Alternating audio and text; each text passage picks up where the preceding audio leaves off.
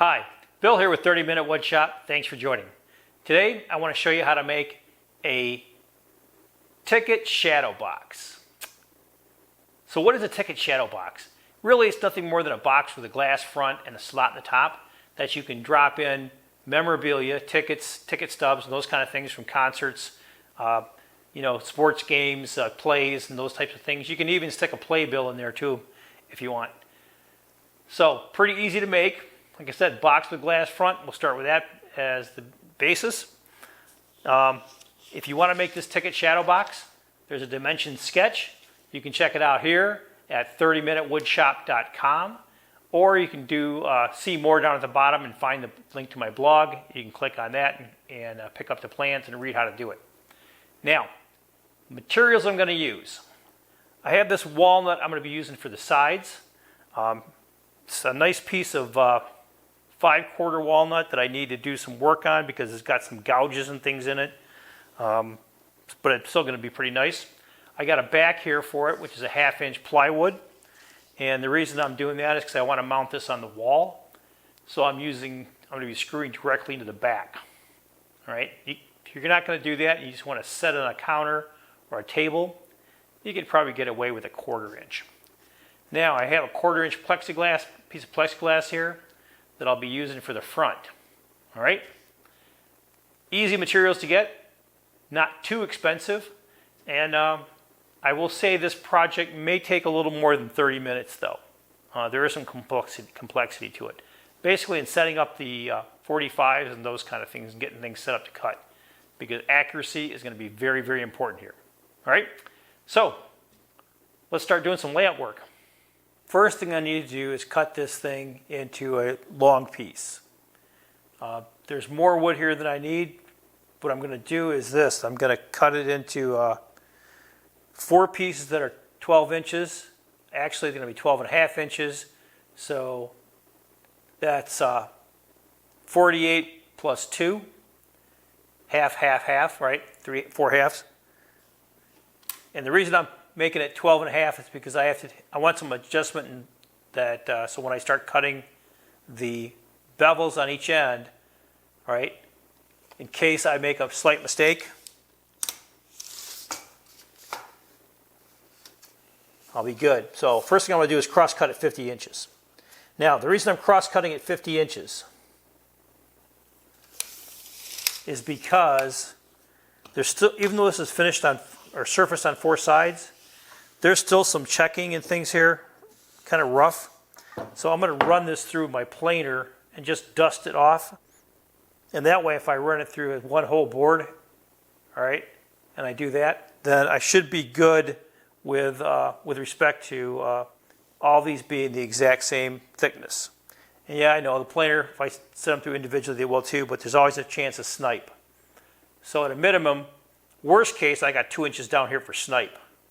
And all snipe is when it comes off the planer at the very end, it'll take a little more off thickness-wise than it should. There's several ways we can fix that. Normally, I don't get much snipe in my planer because of the way I handle it. But now let's do a... All right, so I'm using my Starrett combination square. Folks, if you don't have a Starrett combination square, it's expensive. Starretts are expensive equipment, but they are really good. This is the machinist square. All right, lots of people make squares. Honestly, most of them suck. You get a Starrett, let me tell you what, you've got a great piece of equipment that's going to last your lifetime and your son's or daughter's lifetime, and probably even your grandkids' lifetime. So anyway, here's my cross-cut point. I'm going to cross-cut that. I got to scrape this off before I run it through the planer because I don't want this gummy crap going through the knives. And then I'll do that and head over to the planer. So let's get it cross-cut first.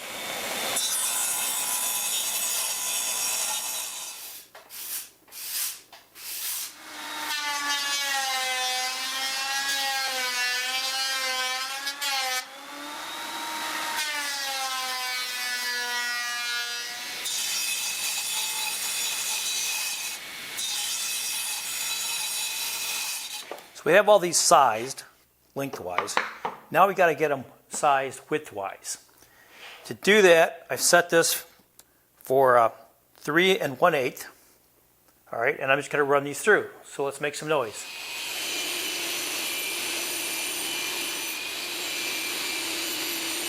The next step is I have to make a 1/4 inch deep, 1/4 inch wide groove for the plexiglass. Now I'm using my brass setup blocks. I've got this set so that the top of the blade is just at the top of the brass setup block. And come back in here, got the same thing, so we're good. I get 1/4. I'm going to have to make 2 passes, however, with this because the plexiglass is wider than my 1/8 inch blade. So let's make some noise.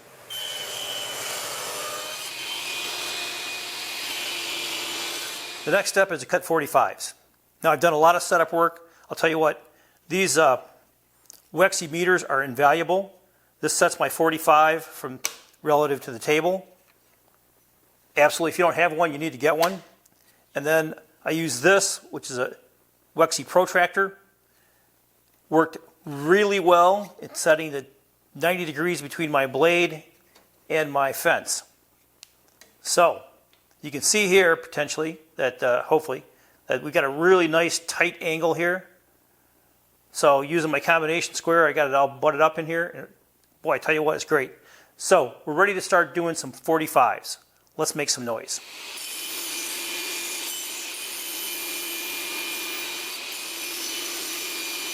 The next operation is to cut the groove for the back. All right, that's going to be a 1/2 inch wide, or 1/2 inch deep, I should say, by a 1/4 inch wide. So what I'm looking for here, I've set this to a 1/4 inch deep. That's going to cut in here a 1/4 inch, and then this is a 1/2 inch wide. So that'll perfectly fit the back. I've done a bit of sanding on these, just on the inside here, the edge. The reason is once I assemble this, I'm assembling it with the glass in place. And I don't want to have to finish with the glass in place because it's plastic, it's plexiglass. If I get anything on it, it's going to mess it up. So I'm going to do some initial finishing here on the inside surface and the front edge, which should give me more than enough. I'm putting boiled linseed oil on it. I have to be very careful though I don't get it on the glue surfaces because the glue won't take to it. And then I'm going to have a crappy joint and the thing may fall apart. So let's put a little boiled linseed oil on this.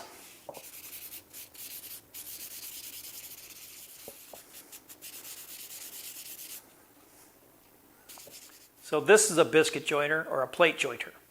All right, easy to use. All you do is set the fence, turn it on, and push it into the wood and pull it back, and it creates a little half moon that fits half of this. Half moon the other side, put them together, and it works out great.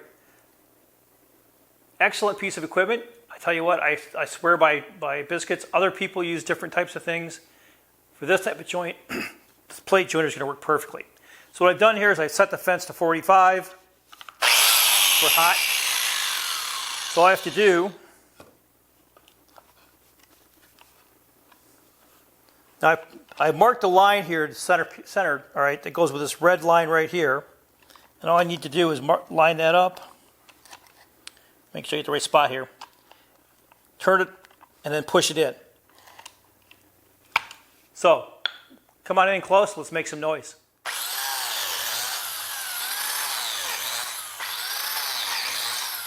With the fence in the same position, now I'm going to cut the back. The next step is cut the slot. I have my router table set up. I have stop blocks on each end, so this will shuttle between these two. It'll cut this slot out. All right, I got this set for 3/16 of an inch at the moment, and I'm going to continually raise this until I come all the way through. I'll be nibbling it away. I don't want to take too big of a cut out of this. It's hard on the router and the bit, but it's also hard on the wood. So I got time. We'll take our time doing it. One thing to note, however, is that one thing I did here is this is set center line to the fence is set to the midpoint of the piece. And what I've done here is I've actually put two-phase tape underneath these stop blocks. The reason I did that is because I'm going to be cutting through from the outside in. And as these sharp points hit the edge here, I don't want them sliding underneath the stop blocks and causing the stop blocks to lift. All right. So let's start making some noise.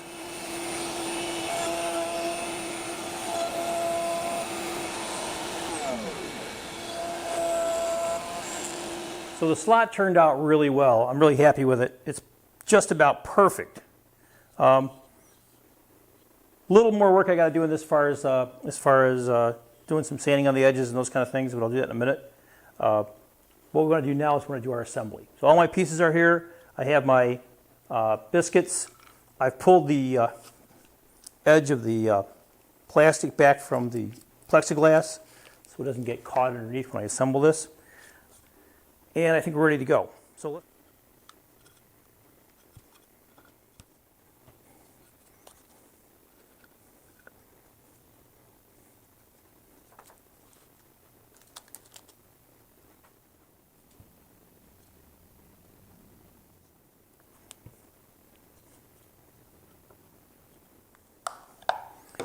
and we'll do a quick square check to make sure it's square. Oh, I love that when it comes out perfectly. Oh my gosh. We'll give one more wrench and we'll let this dry for quite a few hours actually. We're out of the band clamp. Now I got to say, folks, if you're making boxes with 45s, you really need to get a band clamp. These things don't cost much and they save you a ton of work and effort. Oh my gosh, they're great. So the only thing we have to do here now, besides putting the back on, is I want to take some sandpaper and just break all these edges because they're still really sharp. Not quite splintery, but so I'm going to take a hand sand block and just go ahead and hit these things with some 220 grit to round them off and make it a nice smooth feel. Then I'm going to come back again, hand sand with 320. Now the reason I'm hand sanding this is because I don't want a lot of dust on this plastic, and doing the hand sanding will keep the amount of dust down. It doesn't really need a lot, to be honest with you. So let me grab some sandpaper and do a little bit of sanding.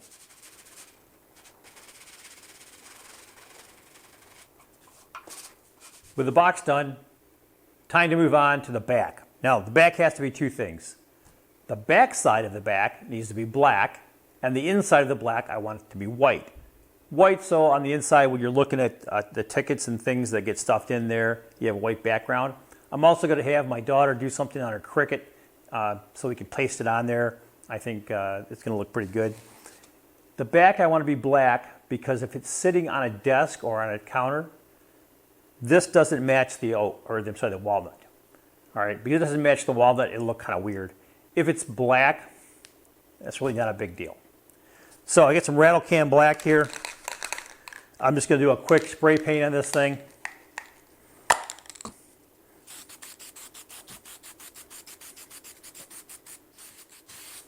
So I'll have to put a couple coats on this to get to the depth of color that I want. And once I do that, then I'll let it dry, flip it over, and then I'll paint the inside with a white. Got the black on. I have it sitting on points. And now I'm going to hit it with the inside with white. So, good start. Let me finish up with this. It's going to take quite a few passes here to get this in. The wood, of course, is absorbing a lot of this initially. So, I'll be back in a little bit with all this done. The back is painted white on the inside, black on the outside, so this looks really nice. Now I'm going to put a final coat of boiled linseed oil on the outside here and get that finish going. And pretty much we're done. So let's put the finish on.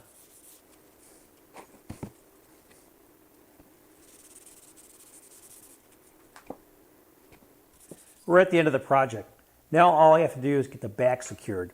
I'm going to do that using this countersink here. It's a Ryobi countersink. I'm going to put 4 screws in the back so I can get this off in case someone wants to get in there and pull the tickets out. I'm sure someone at some point will. But make it easy to do. It'll also add some stability to this in the event it falls over or drops. So there'll be 4 screws in it, the back, just to hold it together. Shouldn't be a problem. You should be able to drop this off a roof and not break, but hey. So all I'm going to do is put a countersink in here. This is the beauty of the Ryobi. I can just flip it around, grab a screw, and drive it in.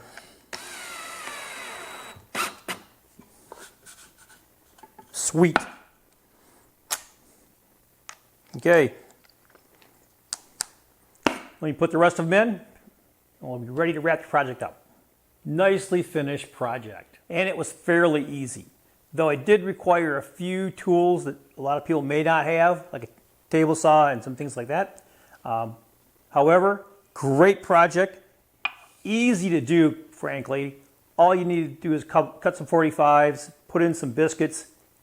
You may not even need the biscuits, but it's always better to be safe than sorry. Piece of plexiglass in the front, piece of plywood on the back, and you're all set.